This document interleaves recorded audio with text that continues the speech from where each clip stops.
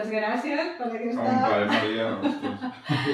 Per venir aquesta enredada, aquesta idea que em va sorgir. Benvingut aquí a la sala de Campeto. I res, tu i jo fa molt de temps que ens coneixem.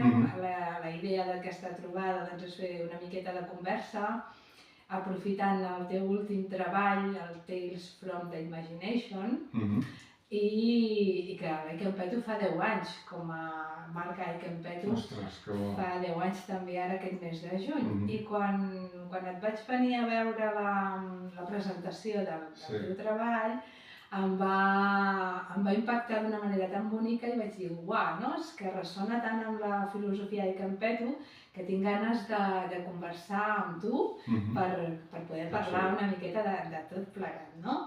Així és que, bueno... Genial, tant, ostres. I molt content també que comuniqui, no? I a més amb un tema que era com molt diferent i molt estrambòtic, entre cometes, i sí, superfeliç. Si vols explica'ns una miqueta, perquè molta gent ja et coneix, però una miqueta, com et presentes tu? Com et presentes? Què és el Roger Subirana? Primer dir que soc una persona creativa, perquè així englobem dos bàsics, persona i que m'agrada la creativitat, tot el que sigui fer coses, d'inventar, jugar, o sigui, tot el que podria resumir com que m'agrada crear coses que no existeixen i constantment, no? I dic creativa en general perquè ara em dedico al món de la música i em guanyo la vida d'això, però jo considero no només jo, sinó qualsevol persona, un pintor, un escriptor, algú que faci dansa. Jo crec que hi ha alguna part dins nostra que som creatius. Igual, si no m'hagués dedicat a la música, m'hagués dedicat a alguna altra faceta creativa, no? Diguéssim, però m'agrada escriure històries a través de la música, podríem dir. Sí. Així. Exacte, no? I a més és una cosa que tu, aquesta passió la vas detectar des de molt petits, no? Sí. Des de que... O sigui, no és... Jo no ho recordo, perquè normalment a vegades quan comences a fer una activitat dius mira, a partir de l'any no sé què, doncs jo sóc conscient que vaig començar. En el meu cas, són la meva família, els meus pares o els meus tiets que van dir tu ja tenies 4 anys i venies aquí al piano i quan era Nadal, que llavors anàvem més a casa d'uns tiets, i senties una cançó i anaves allà i la tocaves. I coses així, no? Que jo no recordo el moment en què vaig començar, però recordo les històries que m'expliquen d'anar amb un piano, agafar una flauta o algun instrument i fins i tot inventar coses, o sigui que de sempre. De sempre, no? Sí. I a mi m'encanta això perquè, clar, enllaçant una miqueta amb la filosofia i Campeto, que aprofitem que també celebrem aquests 10 anys de trajectòria de la Campeto en la que reivindico una miqueta aquesta idea de poder connectar amb aquesta essència de la infantesa quan som infants, què és allò que juguem, què és allò que ens encanta molt, perquè és aleshores quan surten la nostra essència, diríem, no? Llavors que en aquest cas teu és com molt claríssim, que tu ja de petit ja estaves amb el piano, ja jugaves a fer música, a inventar-te cançons i així, i com ara d'adult, doncs tu has continuat amb aquesta idea, no? Clar, és curiós perquè en realitat no ho he deixat mai, o sigui, sempre ho he fet al màxim que he pogut, perquè per mi, sempre ho comento, que després de les persones que m'estimo, per mi la música és el més important. Lògicament, primer són les persones i després vindria la música. Però fins i tot a vegades que diem que també ens hem de cuidar nosaltres mateixos i de crear el nostre espai i de buscar temps per nosaltres. Per mi, buscar temps per mi és poder tenir el meu esbarjo dins de fer música. Això ho he fet tota la vida, des que vaig començar a composar als 12 anys, des que tenia els primers teclats, sempre. Després, quan vaig començar a treballar d'altres coses, perquè això és una de les claus, crec, que mai m'havia plantejat dedicar-me a la música com ara, ha sigut una cosa circumstancial, perquè sempre havia pensat, i sobretot a mesura que m'anava fent més gran, doncs que quan una cosa t'agrada tant, i és una cosa que és una passió que et serveix per evadir-te una mica dels problemes, la vida en general, que tots sabem, doncs la vida més aviat té moments que són dolços, que són feliços, però si toquem de peus a terra és bastant dura, no? I era com aquesta via d'escarrament. Llavors sempre m'ha fet una por de que una cosa que em serveix tant, que mai em falla, de que si la converteixo en una feina, la cosa que més m'agrada del món pugui ser un pes més a tot plegat. I això sempre ho he tingut molt clar que no m'hi volia dedicar. El que passa que la vida et porta a llocs i a moments que un no s'espera, no? Que mai, allò diu, mai no diguis que d'aquesta aigua no en beuràs. I a partir del 2011 que hi va haver una forta crisi doncs, aquí a tota Europa, però sobretot a Espanya i Catalunya. I llavors em vaig quedar sense la feina d'administratiu, no? Que primer vaig treballar en una empresa d'alarmes, després comptable administratiu. I ja hi havia potser 5 o 6 anys que a part de la meva feina doncs, a l'empresa també doncs, guanyava diners amb la meva música però sense pensar doncs clar, si la fas, la vens i la tens en una pàgina web o tens una discogràfica, doncs és una cosa que també et genera uns beneficis. I en aquell moment que no tenia res a perdre, doncs m'hi vaig llançar, però amb molta por. Però no només perquè et pugui fer mal el fet de que la puguis no avorrir, no és la paraula avorrir o fer mal, però jo sempre poso un exemple, no? Algú que li agradi molt l'esport i tu t'agrada córrer i t'agrada fer gimnàs o anar a jugar a bàsquet. Si tu, és la teva passió, però si fossis professor i estàs a la classe 6 hores ensenyant a gent, t'ho passes molt bé, socialitzes, fas també esport, però després arribes a casa i no tens ganes de fer l'esport que a tu t'agrada, no tens l'energia per fer-ho, doncs una mica amb la música, quan és una professió, passa una mica això. I m'ha passat durant molts anys i és un procés que vaig aprenent dia a dia.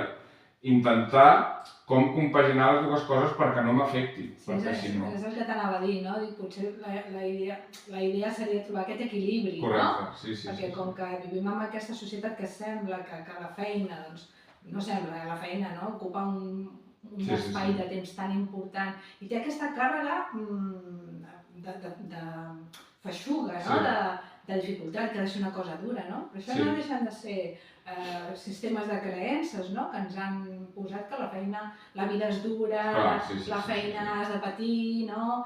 I en canvi tu estàs treballant de la teva passió, jo per sort també estic treballant d'una cosa que m'apassiona però també al mateix temps és aquesta lluita per trobar aquest equilibri que dius tu, perquè t'entenc perfectament, si no dius, bueno, pots arribar a aquest punt que deies, aquest exemple que m'encanta, del professor. Sí, totalment. Que dius, carai, ara ja no tinc ganes de córrer ni de fer res, no? Clar, sí, això és el més perillós i no sé en el teu cas, però sempre, clar, en una perfecció, en una vida perfecta, si l'ideal seria, ja que és una feina, també una feina que implica, no que no m'agradi, és el que m'agrada més al món, però que implica que hauré de fer coses que m'obligaran a fer, que m'obligaran a entregar amb uns plaços, anar amb uns nervis, amb una pressió afegida. També en el meu món, normalment les persones que estan al càrrec de grans projectes, perquè de vegades jo sempre ho diu, les capes de ceba, no? Quan tu treballes per algú, que el que li mana és un de més amunt, que li mana més... O sigui, quan són coses molt comercials o empreses grans, clar, el que tu has de fer ho tracten sense gaire delicadesa, no? I llavors tot això, al final, et sents com... No és com pelar patates fer música, o fer una cosa de teràpia o de psicologia, de filosofia, coses que tinguin a veure amb la humanitat. No és estar en una cadena de producció que has de fer tantes peces. Llavors, quan una cosa molt teva pot fer mal i pot fer que ho avorreixis. Per tant, en un món ideal es tractaria d'agafar només les feines que saps que t'ho passaràs bé, que tindràs bon rotllo amb la gent i que saps, però clar, és difícil això. És difícil, no? Però t'entenc perfectament perquè a mi també m'ha passat també a vegades amb del teatre, no? Sí. Que et contracten i tu dius, val, la persona que t'està contractant està en una oficina. Correcte, no? sí. Diguem, no és de la feina, no? Sí. I no és que necessàriament hagi de ser de la feina, però sí que la persona que et contracta, quan tenim la sort, no? A tu també et passa, no? Segur. Quan et contracten des d'una persona que té una sensibilitat ja, o coneix una miqueta l'àmbit, no? Exacte. Que en el teu cas la música, en el meu potser el teatre o el que sigui, no? Sí. Clar, llavors la mirada és diferent, no? És diferent. Si no és el que deies tu, és com si venguessis capses de sabates o bateries de no sé què, no? Exacte. I aquesta cosa que li treu, doncs, el saber amb qui estàs parlant. Al final no deixa de ser, no et sembla? Com un saber amb qui estàs parlant en cada moment. És el principal, exacte. No és el projecte, no és el que s'ha de fer, perquè qualsevol cosa que s'hagi de fer pot ser molt divertida, pot ser molt interessant, depèn de com l'enfoquis. Es tracta més d'aquesta conversa amb l'altra persona amb qui tu faràs equip. Llavors, clar, i moltes vegades tots, o sigui, hi ha un tant per cent molt elevat, a no ser que són projectes que els fas tu, que els generes tu. Moltes vegades jo dic, això és com atracar un banc. Et juntes amb una gent, fas el que has de fer i si t'ha vist no m'acuerdo. Per tant, cada vegada tu no saps si aquella gent és sèria, o si t'hi avindràs, o si tu dius que sí, però no saps... I de vegades no són coses que es fan en 2 setmanes. En el meu cas són coses que són uns mesos. I llavors, clar, cada vegada és com una confiança cega a llançar-te, fins que comences a tenir una mica, entre cometes, un equip amb gent que et van donant feines i que a poc te'n vas quedant amb la gent que tu saps. A vegades potser et quedes amb coses que no cobraràs tant, però el gust que estàs no té preu. I coses que dius, aquí cobraran molt, però aquí mai més ho torno a fer. I llavors és anar jugant amb això, i això que parlàvem abans, no? I crec que la tàctica amb els anys és anar aprenent aquestes coses i a poc anar-te quedant amb la gent que t'aporti coses bones, tant si és a nivell professional o teu personal. Però bueno, no sempre es pot triar perquè és difícil, està molt mal pagat, la cultura està al final de la cadena i a vegades si vas apurat de diners o jo vaig trampejant i tinc sort en aquell moment però no sempre ha sigut així. Doncs que abans tenia una feina que em portava uns diners cada mes, no? Però si no tens el comodín de la llamada, que dic jo, has de tragar allà el que sigui perquè has de pagar factures, no? I això llavors, aquí és aquesta situació que et deia, de què és la teva passió, perquè et puguis quedar atrapat i digues, ostres, m'estic amargant la vida amb la cosa que m'agrada més, no? Sí, és tot un treball, no? Com bé dius tu, tot un treball d'autoreflexió, de les experiències, d'enganxar-te les mans moltes vegades, oi? Però, i també de trencar amb aquesta creença, no? I amb el que tu dius, la cultura està molt mal pagada, esclar, no? Però és que fixa't, no?, que nosaltres que ens dediquem també al món cultural, a molts àmbits, no? No sé si a tu et passa, però és que a vegades, com que et sap greu, no? Com que no et costa, arriba a dir, no, és que la meva feina té un valor, no? És com que ens deixem arrossegar, com que ja es dona per sentat que la cultura està mal pagada, a vegades com que tu no goses, no? Encara que passis, tu em deies abans, no? Em puc pagar 1 any i mig treballant en una peça, però clar, 1 any i mig és molta feina, són moltes hores, no? Sí, totalment. Com, que fort, no? Aquest autotreball, no? D'anar-nos agafant el nostre lloc, Sí, no sé si té gaire solució això, perquè és un treball intel·lectual, podríem dir. Intel·lectual en el sentit de que no és tangible. Que llavors, clar, què val cada cosa? No és, o sigui, és que també és difícil si et poses a la banda del que t'encarrega alguna cosa, no? I com li fas entendre? És que pot ser que una cosa que sembli molt difícil, en realitat a tu et costa menys dies, i una cosa que sembla molt senzilla més. I fins a quin punt estàs fent creativitat? I aquí és que es barregen molts factors. Després hi ha el factor de... Jo considero, i això sempre ho aposto i ho dic molt amb gent que parlo de músics i de totes les branques, i sobretot avui dia amb les IAs i totes aquestes històries que estandaritzen molt tot, que jo dic, a part de la feina que tu facis i que tu puguis calcular, no? Doncs aquí m'estaré 2 setmanes, doncs el nivell de vida està tant, els autònoms són tant, doncs perquè jo estigui 2 o 3 setmanes, què hauria de cobrar perquè em surtin els números. Això és un tema, però després hi ha el tema de, sobretot a nivell de creativitat, ningú més pensarà com tu estàs pensant. És a dir, amb algú que sàpiga fer una cosa manual, diguéssim que això s'ajunta aquí, ho has de fer 20 vegades, t'ho ensenyen i ho fas. En el moment que estem parlant d'escriure, d'interpretar, d'inventar-te una música, de fer, jo què sé, tens una manera de fer que no t'estan pagant només per la feina, t'estan pagant per utilitzar el teu cervell i el teu ésser, com en el meu cas, el meu com faria això el meu filtre de Roger Subirana. No hi ha ningú més al món, ho faré millor o ho faré pitjor. Però aquesta exclusivitat, jo els dic a molta gent, hem de fer valer això. Perquè si tu vols que un altre et faci aquesta música com més o menys l'estil que em moc jo, encara que em moc amb molts estils diferents, doncs t'has de fer valer aquest espai que ningú més al món ho farà d'aquesta manera. Això.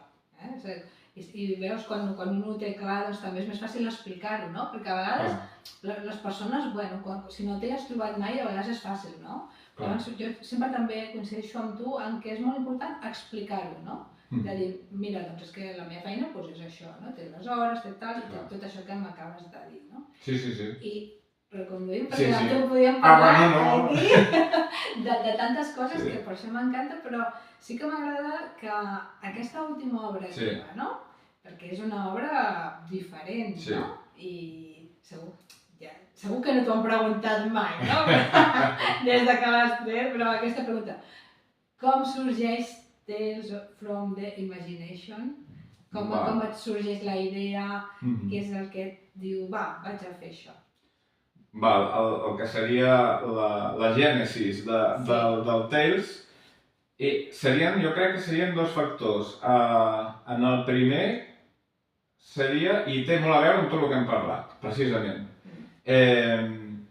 la part de, a més m'agrada perquè sense voler hem fet tota una introducció aquí que ens permet entendre molt millor el que diré ara, no?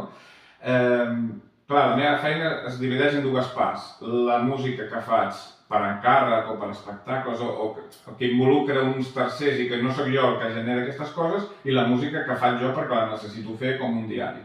Què passa? Amb la música que faig jo, tota és molt, no sé si fer servir la paraula transcendental, en el sentit que és molt meva i molt descriptiva, molt cansa, no perquè em cansi, sinó que esgota perquè hi poses tota l'ànima allà.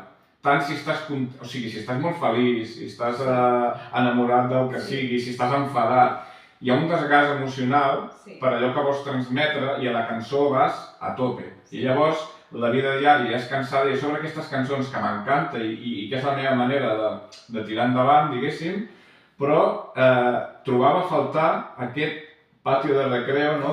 De dir, no vull passar-m'ho bé.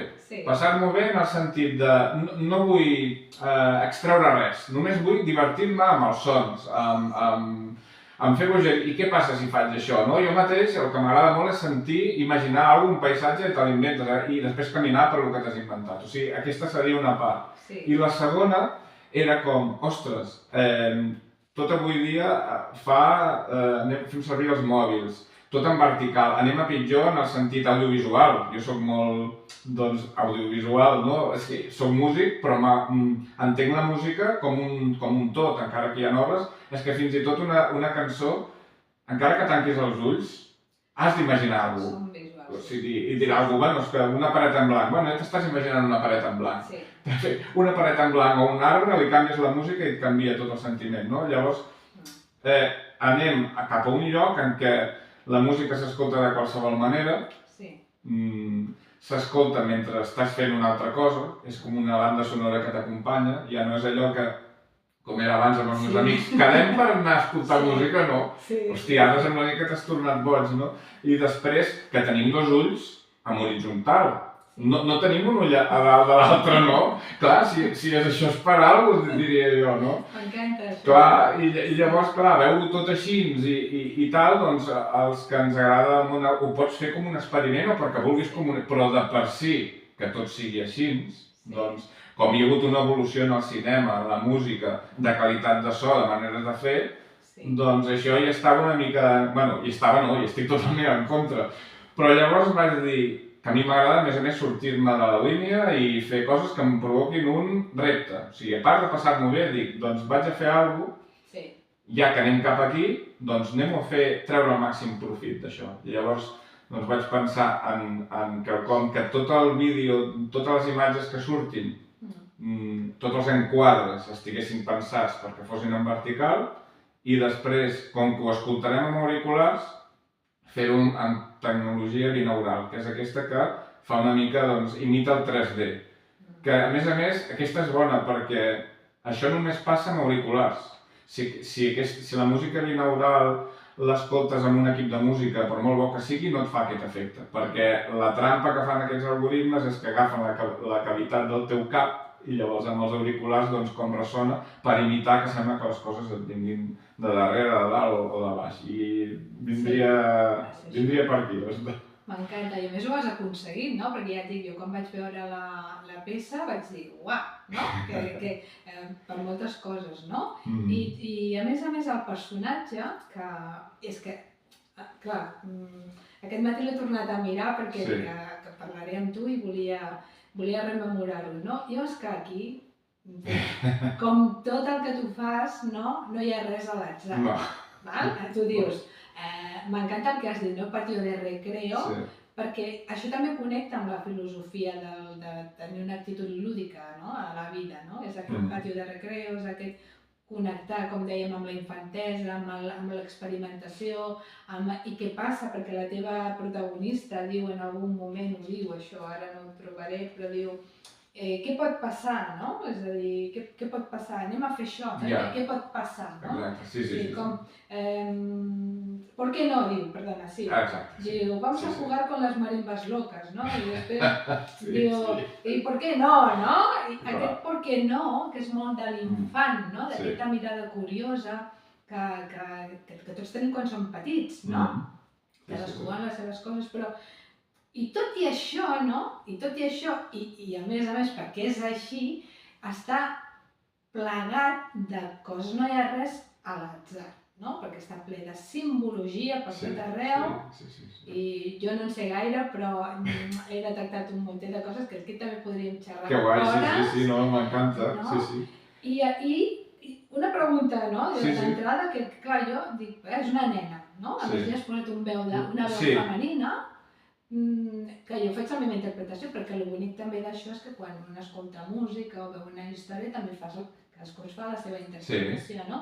Però quina ha sigut exactament? Per quin motiu has triat una veu de nena en lloc de nen? Per algun motiu concret, o...? Bueno, per una banda, és una veu una mica... O sigui, quan són petits... Si no t'ho diuen i no els veus, a vegades no saps si és un nen o una nena, perquè les veus s'assemblen. És veritat, això. Llavors, potser inconscientment, o sigui, la resposta fàcil seria he triat una nena com podria haver triat un nen. De fet, escoltant-la, hagués pogut dir que era un nen i hagués funcionat perfectament. De totes maneres, jo penso, per la meva experiència de 48 anys, que sí, que és dolent generalitzar, que hi ha excepcions, tot el que vulguis. Però jo penso que la part aquesta més creativa o d'alguna manera el meu cervell potser funciona més com una part femenina que no com una part masculina, entendre les feminitats i les masculinitats a nivell creatiu i tot això, no? I per exemple, fins i tot, hi veig més una nena de 7 o 8 anys imaginant això que un nen, en general, lògicament, no sé, és una percepció meva i és una resposta que et dic després de dir que no hi ha tampoc, no hi ha una que ho hagués pogut canviar i no passava res, però que em sento superidentificat de que sigui una nena, sí. M'encanta, no? Perquè, clar, una miqueta l'arquetip, no? Per exemple, en el tarot és l'emperatriu, no? L'emperatriu, que és un arquetip que és el femenino, que és el que engloba la creativitat, no? És com l'energia, no és la dona, no? Sinó que és l'energia femenina. L'energia femenina, que tots la tenim, i la creativitat és està més a prop de l'energia femenina, que és la que crea. L'energia masculina és la que executa, no? És la que t'ha ajudat a fer la peça, diríem, no? Però la crear-la és la part femenina, no? I m'encantava això perquè, a més, surten molts símbols, no? El símbol aquell de la geometria sagrada, que és un triangle i un cercle, no? Que és aquest equilibri entre lo femenino i lo masculino, no? No sé, m'ha encantat com a més la peça, no desvetllarem gaire per les persones que no l'han vista, que us animem a que la pugueu visualitzar, escoltar i gaudir, perquè la veritat és que és un pati de recreo, és que m'ha encantat, és com una alenada d'aire fresc, de dir, uau, carrego piles, em dono l'oportunitat de sortir de la rutina, de sortir d'aquella rigidesa i aquest per què no, que diu la nena, per què no, anem a... Sí, és una declaració d'intencions, a més musicalment, clar, a través d'ella estic parlant a la gent, no? Sí. I com que en la música val tot, per què ens posem límits, no? O sigui, ara fareu que em roti. O sigui, que vull barrejar granotes amb un cello i una guitarra que escup foc, doncs per què no? Doncs ho faig i ja està. És que és meravellós. És que és això, sí. Ho he trobat superbonic, no? I a més també, que també m'ha connectat amb la meditació, no? Això la primera vegada que ho vaig veure només em vaig quedar amb l'audició, però clar, quan vas veient està ple de coses, no? I la meditació és com una guia, no? Com la nena ens va guiant quan fas una meditació, o fins i tot més enllà, perquè totes aquestes simbologies, les abelles, les papallones, tota la simbologia egípcia que utilitzes, és aquesta idea d'enllaçar el que és terrenal amb el que està més amunt, el que és més transcendental, que va més enllà de nosaltres, amb l'univers. I clar, tota aquesta connexió, la peça comença amb unes imatges i acaba com tancant el cicle. Correcte, sí. M'encanta que és molt surrealista, però que ho claves, o sigui, és genial, sí. Clar, però això potser la primera vegada no... No, és que clar, ni jo mateix... Perquè ja hi ha molts estímuls, no? Sí. Però és brutal, o sigui, a mi m'ha encantat perquè és aquesta idea també, que com que t'ajuda a entrar en aquest univers visual que deies, del subconscient en el que no hi ha límit. Correcte. Igual que quan som infants, com el nostre subconscient, que no hi ha límits, hi ha tantes possibilitats, ens ajuda a entrar aquí i rescatar el que necessitem per després portar-ho a lo terrenal. Correcte, sí. I la nena de tant en tant ens diu, anirem en 3, 2, 1, no? Sí. Perquè, clar, tu quan entres en el món de l'inconscient, el món dels somnis, de tota aquesta part, és la imaginació, perquè ara m'expliques el nom. Clar, sí. No? Bueno, és que tot el que estàs dient, l'únic que puc fer és redreçar-t'ho i acabar de dir-ho des del meu punt de vista, però estàs dient ja tots els titulars que són clavats. Vull dir, sí, aquí a veure... Per una banda, sí que és veritat, o sigui, ens fixem entre les coses més petites i les més grans, l'univers, no? El missatge de que, al final, potser la millor manera de connectar amb tot és no intentar connectar amb res. O sigui, la nena el que fa és jugar amb el que té a l'abast i no tenir cap mena de res concebut ni predestinat. Ella veu igual els planetes, l'univers i l'infinit que una abella que tirar pedres al riu. És el mateix important. Al final, a la nostra vida també ens adonem que tot són coses que posem a la societat, a les persones, de per què això és més important que això. O tu és molt important una cosa i per mi no, llavors te la desprecio, no? I quan som nens també és que tot és aquest... Jo crec que des que naixem ens estem fent malbé, no? I llavors el que hauríem de lluitar és no com a madurar, entendre madurar el que estic dient, sinó a desmadurar, no? I a continuar sent verges en aquest sentit, aquesta connexió de l'univers. Després també hi ha un guinyo al moment en què és interrompuda per la seva mare, que podria ser el seu pare o el que sigui, no?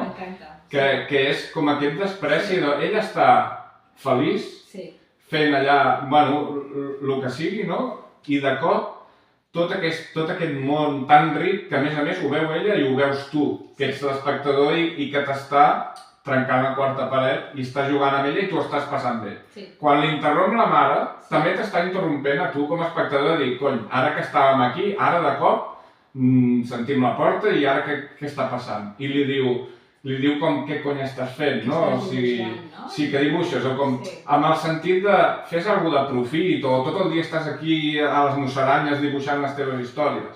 I una mica també és aquest missatge de la societat que també ens diu, o que un se sent culpable de dir, a veure, hauria d'estar jo ara aquí fent, no sé, coses productives, no puc estar-me tota la tarda tirant pedres al riu o mirant els núvols, no? Perquè ens sentiríem malament. I és això també. Exacte, però perquè ens han educat d'aquesta manera, perquè quan tires pedres al riu després és aquesta regeneració, no? De dir, bueno, aquesta l'anada d'aire fresc per després poder ser més productiu, no?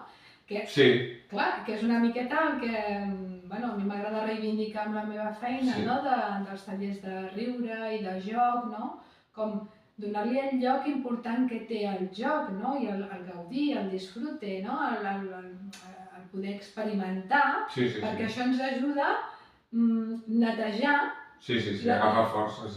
Agafar forces per després poder ser més creatius i més productius, no? Correcte, sí. El que passa que sembla que ens han venut que això no és així, quan realment, quan tu estàs molt saturat i estàs tot el dia treballant i no surts d'allà i no surts d'allà, arriba un moment en el que les idees s'acaben, no? Sí, totalment. Això és el descans invisible del runner, que dic jo. Jo quan corria, clar, perquè tu penses en entrenar, no? I una cosa que tenia important és un dia a la setmana no anar a córrer, és part important de l'entrenament, perquè si no pataràs o lesionaràs o el que sigui. És tan important el dia que pares com els dies que entrenes. I en el vídeo també surt el tros de la meditació que diu agafem aire, és que efectivament no hi ha res per casualitat, de dir hi ha molts estímuls, però per gaudir-los, si ara continuo, ja no els gaudirem, hauríem de parar, respirar, i a més ella ho diu d'alguna manera, diu, doncs para una mica aquí, no? Fem una pausa, no? Sí, m'encanta. I el que em deies del pautar, del 3, 2, 1 i plam, clar, això és una cosa, per exemple, és un pati de recreo, hi ha moltes coses.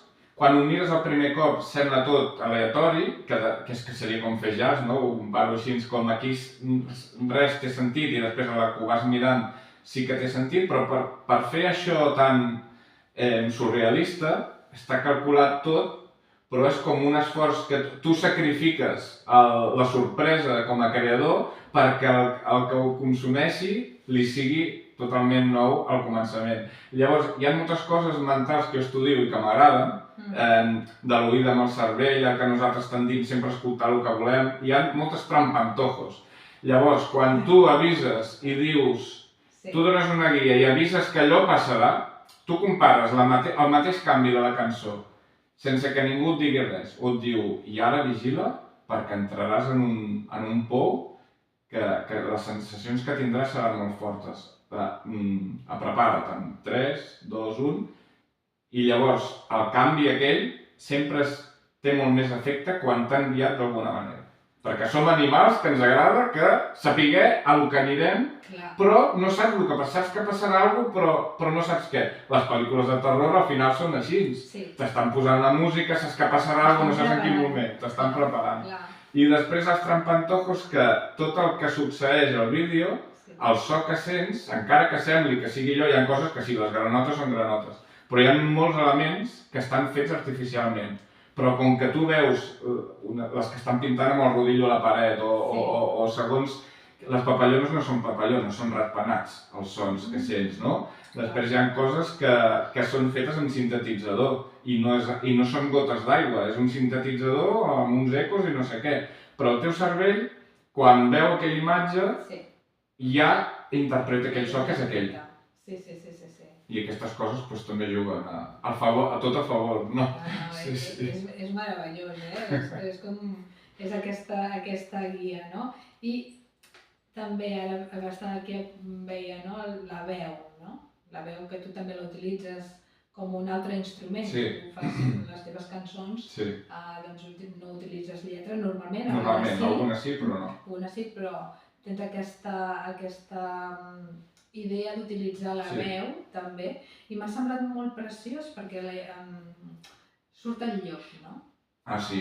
Sí. El llop amb la veu, no? És com, a mi va venir com la llamada de lo salvaje, no? És com aquesta part profunda nostra, no? Aquesta ànima que clama per sortir, no? També com a expressió, i m'ha semblat com una analogia, també una simbologia, és que està ple de símbols tota la teva feina, no? I m'ha semblat això, com molt bonic, també com per donar-li aquest lloc també a la veu, no? Com és una cosa que ens ve de sèrie també, no? I que abans de la parla, és a dir, nosaltres, els bebès, ploren, no? I fins i tot riuen abans de parlar, no? Quan són bebès. Per tant, la veu com a instrument, no? Com quan un bebè, un nadó té gana, què fa? Plora, no? Quan està content fa sons, sí, ja fem sons. El que passa que sí, exacte, sí. Utilitzem la veu, no? Sí. I bueno, això... Com a característica, el tros dels llops, sí. Les notes estan afinades, clar, o sigui, vaig agafar uns sons de llops que estaven en qualsevol escala i allà surt, com bé diu, a més surt la soprano aquella que fa un so, doncs llavors vaig agafar l'udol d'aquell llop i el vaig afinar perquè quan fes l'udol quedés bé amb la cançó, també amb la melodia, perquè si no, els originals que hi havia de llibreries així de sons d'animals, doncs clar, no caçaven allà. Sí. De fet, com que es barreja amb la d'òpera, si no mires el vídeo, igual et penses, o pot ser com un instrument més, o com una veu, i no ho veus tan clar que sigui un llop, allò. Ja, clar. Però clar, el bonic d'això és que també hi ha tot aquest altre treball que va més enllà del so, del sonor, de la música, que llavors són les imatges, no? Que ens ajuda com a fer aquestes connexions que van molt més enllà, que és anar a lo ancestral també, no? A lo tribal, a l'origen, no? Com que també jo ho veig, no? Que m'ha semblat tan bonic, com una reivindicació de l'expressió, de la llibertat, no? De ser, com quan som infants, no? Però també quan ens fem grans, no? Aquest udol, aquesta veu, no? D'aquestes persones portantoses, i que no només fas amb la veu, perquè també hi ha el cos, no? També hi ha fas aquests ballarins que utilitzen el cos, no? O sigui, com m'ha encantat veure com has inclòs, no? Com també dins del cercle, no? Aquest símbol que ho inclou tot, has inclòs el cos, has inclòs la veu i la ment, no? També. Totalment, sí, la trilogia una mica, ni que sigui a través d'un cervell nou, diguéssim, però que aquestes coses l'únic que no les identifica, però simplement hi són allà, no? Perquè de vegades sentim... A mi em passa una mica amb la música, que jo no sé solfeig, però en realitat sí que en sé. El que passa és que no sé quin nom té allò que el meu cap fa, no? Doncs de la mateixa manera aquesta nena o aquest infant, tota aquesta trilogia de cos, moviment, doncs aquest triangle, ho sap, el que passa, ho sap sense saber-ho. Quina meravella, ho sap sense saber-ho, no? Allò que deies abans, que no cal que ens pensem, no? Que madurem amb un foco i amb uns filtres que ens han col·locat, i l'important és no perdre aquest patio de recreo. Totalment, sí. La referència hauria de ser aquesta. Saber en quin moment, però hi ha unes normes que ens hem d'adaptar, no? Però l'objectiu no és escapar d'aquí, sinó sempre tenir una mà allà mentre t'adaptes, ets com un camaleo, però no t'oblidis d'on ets i qui ets i no deixis mai això. Perquè el que et farà sentir ple és com més tiris cap aquí, més bé estaràs. Almenys a mi em passa així. Com més jugo, més em sento així, jo sempre li dic a l'Esther, a la meva dona, no? Que ella, som un superbon equip, però les coses terrenals, ella, com que les fa més, jo sempre li dic, jo per tot el que sigui útil per la vida normal no serveixo per res. Han de ser coses així de tenir el cap en un altre puesto, de jugar i aquestes històries, no? Que tot s'ha de fer, o sigui, per això haig de tenir un tant per cent meu, doncs, perquè si no, no sobrevius, no? Estem a la societat que estem i ho hem de fer, però ser conscients que l'important no és això, encara que sembli evident, no? Però no, l'important és el que intentem amagar, desfer-nos, hem de dir això era abans i ara són unes altres coses i... M'encanta això que estàs acabant de dir, perquè a vegades amb la meva feina em costa, no? Per això a mi també m'agrada explicar, fer divulgació de què vol dir reivindicar el joc i el riure, no? Perquè a vegades hi ha persones que es diuen, que es pensen que riure, no? O sigui, que aquesta reivindicació va pel fet d'estar simplement rient o això que estàs dient tu, no? És que com si aquest patio de recreo fos doncs només per passar-m'ho bé, per no implicar-me, no? Sinó, no, és que justament el que a mi m'interessa, i m'encanta que hagis posat aquest exemple, no? És que quan jo puc connectar realment amb qui sóc jo, són en aquests moments, no nosaltres. Exacte, no?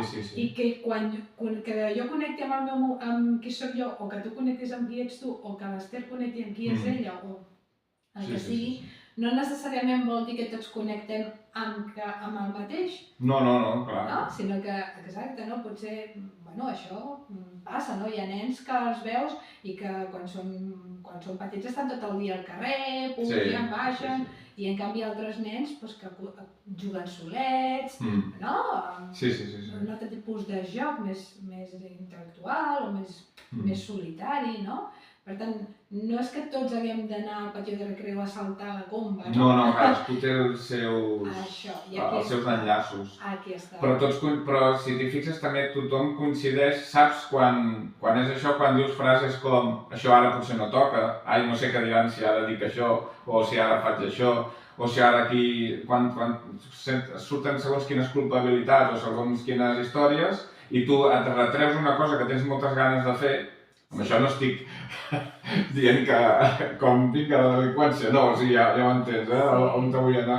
Però vull dir, sigui per riure, sigui per fer alguna cosa que potser no té gaire sentit i sigui irracional o sigui una afició rara o sigui, jo què sé, el que sigui, que sempre hi posem aquestes paraules, no? Ho evites fer perquè diran, perquè no sé què, o per tu mateix que no t'hi veus, no? O sigui...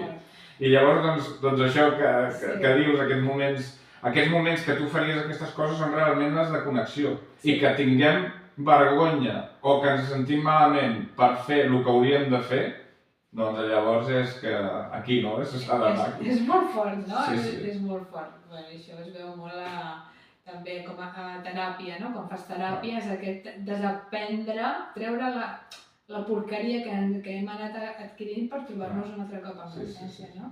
Hi havia un experiment que em vaig escoltar fa molt de temps, que no me'n recordo si va ser el Rojas Marcos que ho va fer, el psiquiatre Luis Rojas Marcos, que explicava un exercici que era que amb persones adultes els van posar un paper i un llapis i els van dir que fessin un dibuix, no? I llavors el que deien normalment els adults, quan acabaven de fer el dibuix, el primer que deien era és que jo no sé dibuixar, és que no m'ha quedat bé, és que he tingut poc temps, com buscant l'excusa o fins i tot buscant l'aprovació de l'altre, no? I aquest mateix experiment fet amb nens, clar. El primer que fan és dir mira què he fet, no? Sí, tal qual, és això, sí. Quin nivell de falta de llibertat, de ser com som, perquè ningú no t'està dient que hagi de ser algú d'una manera. No hi ha regles, a veure, mentre no facis mal del costat, la resta... Això, sí. Totalment, és una metàfora perfecta, aplicada a qualsevol camp, sí. Bueno, doncs, mira, parlant de jocs, no? Què recordes tu? Què jugaves que t'encantava tu quan eres petit? Ostres, a part de la música... Bueno, o jo què sé, Sí, bueno, clar, el que feia més intentava això, jugàvem als gossos, per exemple, anàvem amb el Pirineu cada any i estàvem allà un mes i clar, com allà no tenia masses amics, doncs jo me'n recordo de jugar amb els gossos, a inventar-me històries, doncs això, a fer punteria amb les pedres, tot això. Jocs així sempre m'he entretingut bastant, tot el que són jocs així tipus el cubo de Rubik, aquestes coses així de puzzles també m'agradaven molt. Bueno, doncs els dibuixos d'aquella època també m'agradava molt perquè a més també veig que els dibuixos d'abans, l'Arada, el Doctor Slump, doncs tot això, no? El Capità Harlock, me'n recordo, també era un tipus de dibuix que et feien imaginar molt i no sé, ara veig algunes coses que dic, ostres, sembla que siguin més avançats els d'abans que els d'ara, no? Esports m'agradava molt, bicicleta, també mountain bike, fer molt, i tenis taula. Tenis taula i tenir un bici bestial. Jugava molt a ping-pong amb un amic i a nivell d'entrenar cada dia 3 o 4 hores i escoltar música, no només fer-la, sinó això, quedar amb els amics. Me'n recordo a l'hora del pati, doncs a l'institut i als finals de l'escola ja a 8è, primer de 8, de quedar, doncs, alguns anaven a l'institut a fumar porros o alguna cosa i nosaltres dèiem anem a escoltar Yes o Emerson Lake and Palmer i anàvem i llavors hi anava a casa del Carles, que el seu germà tenia tots els discos i triàvem un disc de vinil i ens estàvem allà mirant la portada, escoltant-ho i coses així. Sí. Que tenia aquest temps, no? També com que el temps una altra dimensió, no? Potser del Totalment. que anem tan ràpid. Això és una cosa que em té bastant obsessionat, perquè es feien els estius molt llargs. Això és una cosa que hi ha obres que he fet, la de les fantasmes que dic jo, va una mica per aquí, que dic com és si tot és perfecte, diguéssim, o sigui, tot ha de ser com ha de ser, la natura, la vida, les plantes, tot segueix. Tot té un per què, no?, d'alguna manera. Llavors, a partir d'aquí, quin sentit pot tenir que quan ets jove el temps passi molt lent i quan et vas fent gran passi cada cop més ràpid? Perquè jo, dècades endarrere, tenia com la sensació de hòstia, és que quan jo sigui gran, com pensant d'aquí no sé quan, i tindré una sensació com quan han passat mil·lennis, quan tingui, jo què sé, 40 i pico, que són els que tinc ara, no? I dic, tindré la sensació que ja he fet moltes coses d'això, no? Que tot t'ha condit d'alguna manera. Però te n'adones que cada dècada va més ràpid, progressivament, que l'anterior, que sembla que tinguis menys temps, xarxes socials i mòbils a part, que és una problemàtica que ens ha vingut ara, que és molt important i també va per aquí, però intentem deixar-ho fora, no? Llavors, intentar pensar quin sentit pot tenir. Només he trobat, perquè genèticament sabem quan tenim gana, hi ha moltes coses que sabem i no cal que ens les expliquin. Fer el bé o fer el mal no cal ni la Bíblia ni cal amb policies. Ja sabem el que està bé i malament i ho tenim aquí dintre, no? Llavors, per què va tan ràpid? Hauria de ser al revés. Hauria de ser que quan més t'acostes a la mort, diguéssim, que més anés tot com una goma, a poc, i que ja arribessis com a la meta així, plaf, així, no? I no. Te n'adones que passa en un obrir i tancar d'ulls i l'única solució que m'ha vingut al cap és que genèticament tenim una mena de sistema que fa que les coses ens sembla que ens passin més ràpid cada vegada perquè no estiguem per hòsties, amb perdó. Perquè quan tu tens 10 anys o tens 12, relativament et queda, durant la teva vida humana et queda molt de tros. Però quan menys tros et queda, hi ha d'haver alguna cosa dintre teu que t'avisi que no estiguis per xorrades. I llavors, quan te n'adones que tot va tan ràpid, jo sí que me n'adono, i llavors dic, per exemple, començo pensant si he recorregut més camí del que em queda. Això em fa plantejar què vull fer, quines músiques. Tinc un amic meu, el Quico da Silva, que el saludo des d'aquí, que és un mestre, un geni, un prodigi dibuixant còmics, que està acabant ara un còmic que es diu Bajo la sombra de las piedras flotantes, que trigarà més de 10 anys, 12 anys a fer aquest còmic. És una virgueria, cada quadret és com un quadre, ho fa tot amb aquarel·les. És bestial, però clar, ell pensa, i una cançó, doncs mira, estic 2 o 3 mesos, però ell pensa, anant bé, si fes alguna cosa així, em queden 2 còmics. Quin fas, no? Clar. has de fer alguna cosa que realment t'aporti molt, perquè quan ets petit dius, ja tinc temps de redreçar-me, d'anar cap aquí o cap allà, però és l'única explicació que li dono, no? Ja, és interessant aquesta... Tu en tens algun altre, per exemple? Escoltant-te i parlant, no?, de tot el que hem parlat, em venia què opines tu que... Clar, quan som petits vivim l'aquí i l'ara, no? Sí. Que també és un concepte molt de gestal, no? El viure l'aquí i l'ara, l'atenció plena, tu i jo estem ara aquí xerrant, jo t'estic observant, t'estic escoltant i estic plenament concentrada en tu, no? Sí. I en canvi és com, no ho sé, potser m'equivoco, però aquesta desconnexió que tenim quan ens anem fent grans, d'aquesta nostra essència quan som petits, potser és aquesta desconnexió que ens fa estar amb aquesta dispersió i ens fa agafar aquesta sensació de rapidesa. Que anem com en pilot automàtic i a l'anar en pilot automàtic és com que a vegades anaves a la feina, jo anava al polígon i anava en cotxe. I alguna vegada n'estic segur que si m'haguessis preguntat per quins carrers has passat, i dic no ho sé. Exacte. Perquè hi vaig cada dia a les 8 i faig el mateix. I al final vaig fent i estic pensant en una altra cosa. Estàs a tot arreu menys aquí, pot ser una altra explicació perfectament, o que les dues es complementin. Exacte. Però llavors em sorgeix un dubte que potser aquí em donaràs una resposta que també anirà bé. Per exemple, quan jo estic fent música, quan estic fent composant, o sigui que estic amb tot el cervell allà, no puc estar més en el present.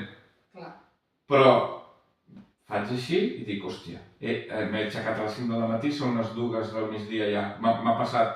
Però en canvi estic molt present. O en realitat no estic al present. És que m'ha passat molt ràpid. Clar. Llavors, si estàs tan al present, hauria de tenir la sensació que ha anat més lent, no? Clar, és molt interessant aquí. És que no, clar, no ho he pensat jo també, això. Xerrant, no? Però clar, que xulo això, perquè fixa't, no és la percepció, no? Perquè el temps, escolta, el temps és el mateix, sí. El temps passa, les hores passen igual, no? Perquè tu em dius, quan jo estic immers totalment. Component allà, no me n'entero. No tens percepció del temps, en realitat. Com si haguessin passat 5 minuts, hem passat 6 hores. Oi? Sí, a vegades ens passa, a vegades hi ha un minut que se't fa etern, no? Tota aquesta... Potser va més també per aquesta percepció, no? I després quan tu veus el rellotge dius, ui, llavors li posem la càrrega de dir, veus com passa ràpid? Ja, sí, total. Però, bueno, que és bonic també reflexionar, sobretot si ens ajuda a dir, uau, però si vaig tan en pilot automàtic, potser que posi una mica el freno i que em permeti mirar aquest teu treball Tales from the Imagination, no? I poder tornar a connectar aquí i ara, que em ve de gust, carrego piles, no? Totalment. I una mica ja per anar tancant, no? Que dic aquest nom que jo l'he dit així una mica amb el meu anglès macarrònic. El meu és pitjor encara, vull dir que no... Explica'ns aquest títol. Pel títol, bueno, jo crec que és bastant literal, o sigui, al final el que fa la nena és ella muntar-se els seus propis contes, no? I són contes des de la imaginació, al final qualsevol història ve des de la imaginació. I tu pots viatjar per tot el món i no tenir la sensació d'haver fet gran cosa, si ets conscient, si fas servir. Al final el cervell mana, la imaginació mana, i tu pots estar en aquesta cadira i viure les 1001 aventures. Només amb la imaginació.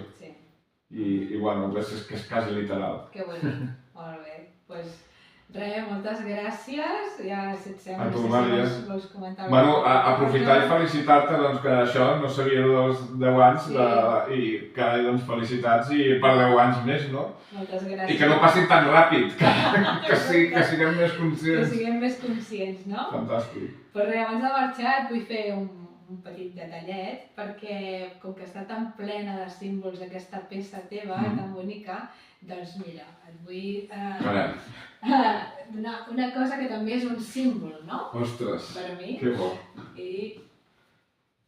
a veure... Txan. Oh, vale, perfecte. Sí?